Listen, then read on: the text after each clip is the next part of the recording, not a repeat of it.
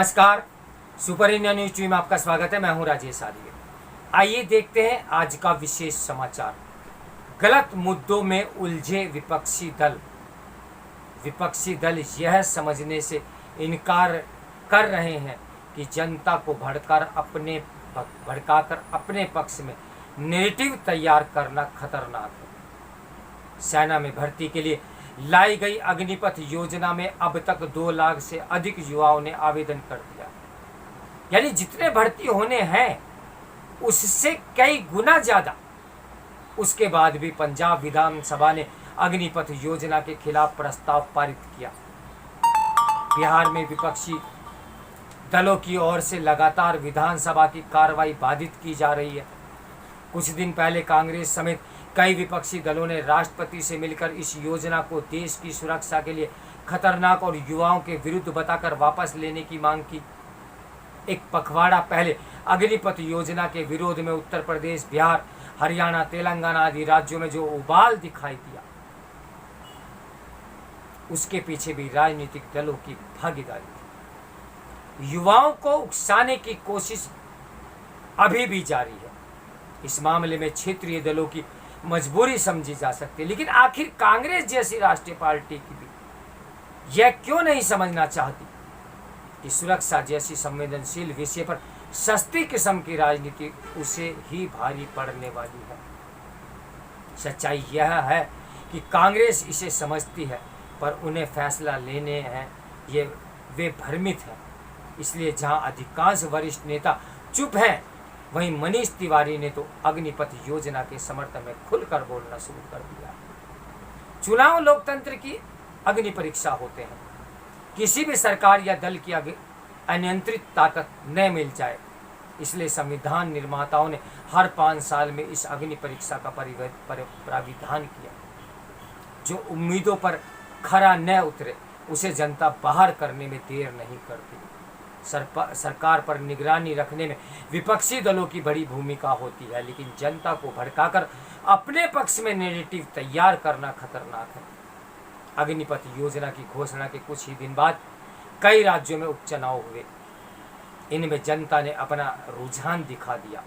इसके बाद भी कांग्रेस और अन्य विपक्षी दल दीवार पर लिखी इबारत पढ़ने से इनकार कर रहे हैं। अग्निपथ योजना के विरोध में के दौरान ही 3 लोकसभा और 7 विधानसभा सीटों पर जो उपचुनाव हुए, उसमें विपक्ष को मात खानी पड़ी। सपा अपने मजबूत गढ़ों आजमगढ़ और रामपुर में भी हार गई। कांग्रेस सपा की परोक्ष समर्थन देके भी भाजपा को नहीं रोक पाई। इससे पहले सपा रालोद समेत कुछ छोटे दलों को साथ जोड़कर विधानसभा चुनाव लड़ी थी, लेकिन उसमें भी लगातार दूसरी बार नाकाम ही रही। भाजपा में कुछ महीने पहले ही भगवत मान अभूतपूर्व जीत के साथ मुख्यमंत्री बने, लेकिन वह अपनी लोकसभा सीट संगरूर पर आम आदमी पार्टी की जीत नहीं दिला सके। यह उनकी पहली चुनावी परीक्षा थी, जिसमें वे असफल हो गए। अग्निपथ योजना के पहले CAA, नोटबंदी और यहाँ तक कि GST के खिलाफ भी विपक्ष ने राजनीतिक अभियान चलाया, जिसे जनता ने खारिज कर दिया। इसके बाद भी विपक्षी दल जमीनी हकीकत समझने को बिल्कुल तैयार नहीं। ये साफ हो चुका है कि अग्निपथ योजना के विरोध में बिहार में जिस तरह सार्वजनिक संपत्ति को नुकसान पहुंचाया गया, उसमें राजनीतिक दलों के कार्यकर्ताओं की भी भूमिका थी। अन्य जगहों पर उनकी खुली छिपी सक्रियता देखी गई। आखिर सेना से बड़ा राष्ट्रवाद का दूसरा प्रतीक चिन्ह और क्या होगा, लेकिन उसके विरुद्ध भी एक समूह खड़ा हो गया। यह वही समूह है जो नक्सलियों के हाथों बलिदान हुए CRPF के 76 जवानों पर भी जश्न मनाता है। जब इस पर सवाल उठते हैं तो सफाई दी जाती है कि वह तो बस ऑपरेशन ग्रीन हट का विरोध था। राजनीति में आरोप प्रत्यारोप सामान्य बात है, लेकिन इनकी बड़ी साजिश का हिस्सा बन जाना दुर्भाग्यपूर्ण है। चूंकि भाजपा भी इस हकीकत को जानती है कि रोजगार का सवाल उठाकर जनता से जुड़ा जा सकता है, इसलिए कुछ दिनों पहले प्रधानमंत्री ने 1.5 साल में 10 लाख नौकरियों की घोषणा कर दी। उसी दिन अग्निपथ योजना की भी घोषणा की गई। विपक्षी दलों ने इसके विरोध को अपना राजनीतिक हथियार बना लिया, लेकिन उसे नाकामी ही मिली। अब सवाल यह है कि पिछले 8 वर्षों में हर आंदोलन में एक जैसे चेहरे क्यों दिखाई देते हैं।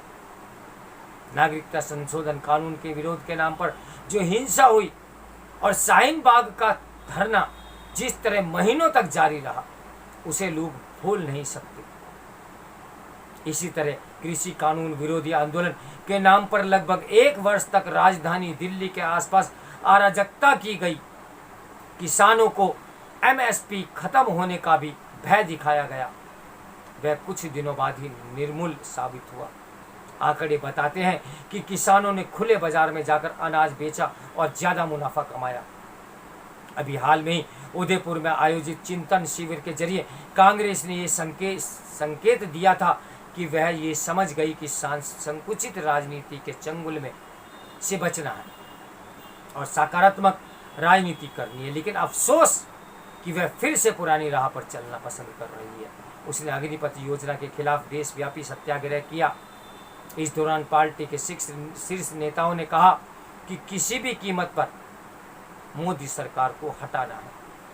इसी से यही प्रकट हुआ कि विरोध तो बहाना है, निशाना कुछ और ही है। कांग्रेस और अन्य विपक्षी दल 2024 की तैयारी अवश्य कर रहे हैं, लेकिन वे सही मुद्दों का चयन नहीं कर पा रहे हैं। 2014 के बाद में से कांग्रेस लगातार सिकुड़ती जा रही है। कुछ माह पहले उत्तर प्रदेश, उत्तराखंड समेत 5 राज्यों के विधानसभा चुनावों में कांग्रेस कुल मिलाकर 680 सीटों में से केवल 56 ही जीत सकी। कृषि कानून विरोधी आंदोलन को अपनी जीत का हथियार बनाने की कोशिश में कांग्रेस ने पंजाब को भी गंवा दिया। तो मेरे साथ बने रहिए सुपर इंडिया न्यूज़ टीवी की ब्रेकिंग न्यूज़ के लिए। नमस्कार, मैं हूं राजेश आली।